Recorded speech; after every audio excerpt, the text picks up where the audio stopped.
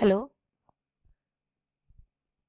Today I'm going to take a class on the programming model of Hadoop. This is the fourth unit of Grid and Cloud Computing subject for the 7th semester Anna University Computer Science and Engineering course.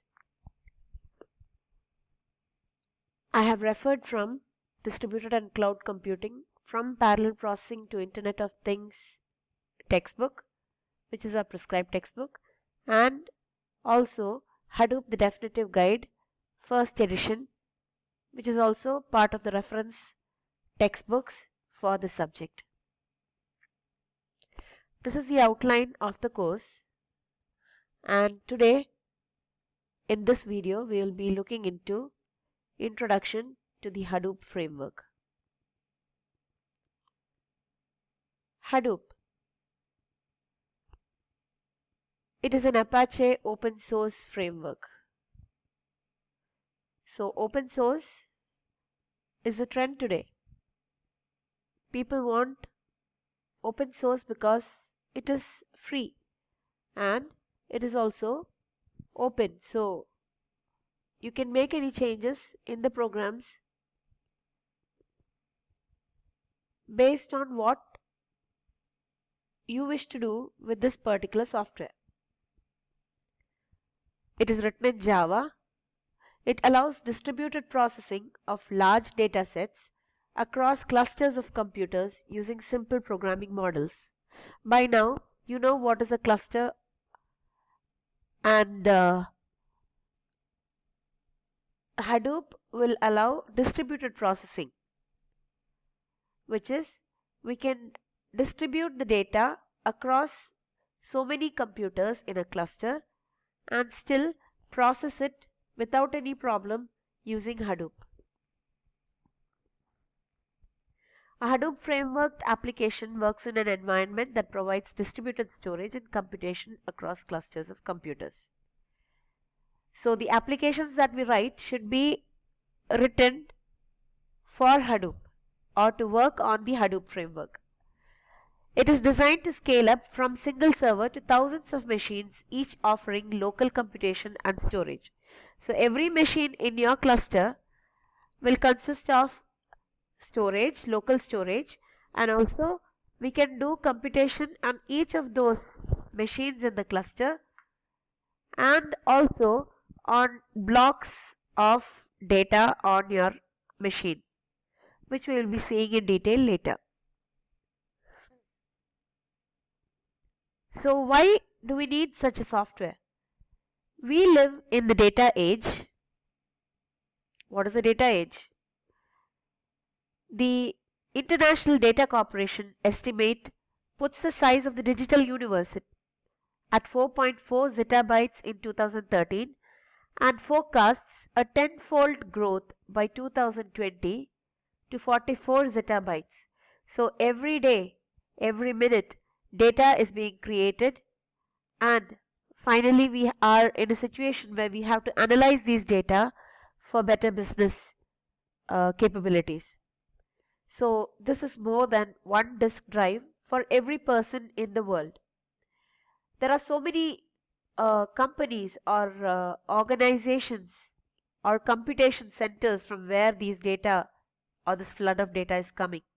The New York Stock Exchange, Facebook, Ancestry.com genealogy site stores around 10 petabytes of data. The Internet Archive, the Large Hadron Collider near Geneva, Switzerland, produces about 30 petabytes of data per year. So that's a huge amount, and a lot of computation needs to be done on the data that is being generated every year. So data is ever growing. Here is a project, Microsoft researchers, My Life Bits. It is a project which collects personal information and it may become commonplace in the future. It captures an individual's interaction, phone calls, emails, documents electronically, and it is stored for later access. Data gathered includes even photos taken every minute, which results in an overall data volume of 1 gigabyte per month. So when so much of data is being generated, we are waiting for the storage cost to come down. When the storage costs come down to store continuous audio and video, the data volume for a future MyLife bit service may be many times what is already existing. We have a link to that website here.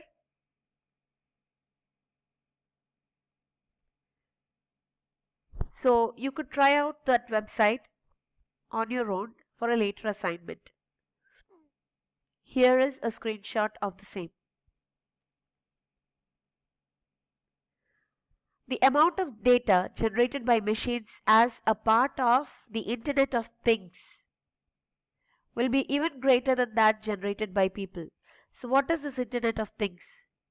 Internet of Things is about connecting the whole world through the Internet and bringing up a smart world or a smart earth.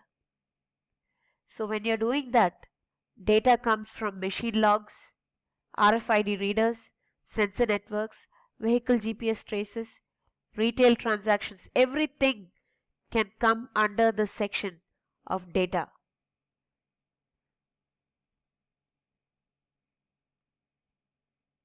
Today, the success of an organization depends on analysis of historical and statistical data and extracting relevant information from the data to plan their business and work strategies. Public datasets are available for analysis from the following websites: Amazon Web Services, infochimps.org. So whenever you wish to do a project, you could refer to these websites, or you could search online for websites which provide public datasets, and you could test your analysis algorithms on them. So what is all these data, these massive amounts of data? They sum up to big data. What is the problem that we face with big data? It is in storing and analyzing this data. So what is the problem in storing data? Storage capacity has increased, but the rate at which data can be read from drives have not kept up with it. So the speed, the latency of reading and writing from drives, it's not as fast paced as the development or the increase in storage capacity. A typical drive from 1990 could store 1370 MB of data with a transfer speed of 4.4 megabits per second, reading all data in 5 minutes. Today, drives can store nearly 1 terabyte, but the transfer speed is 100 MB per second, reading all data in 2.5 hours or more. We can reduce the access rate by reading multiple disks at once. So here we resort to parallelism. What are the issues of parallelism? Hardware failure when you use many pieces of hardware and suddenly one of them fails. So it could lead to data loss. This has to be avoided by data replication.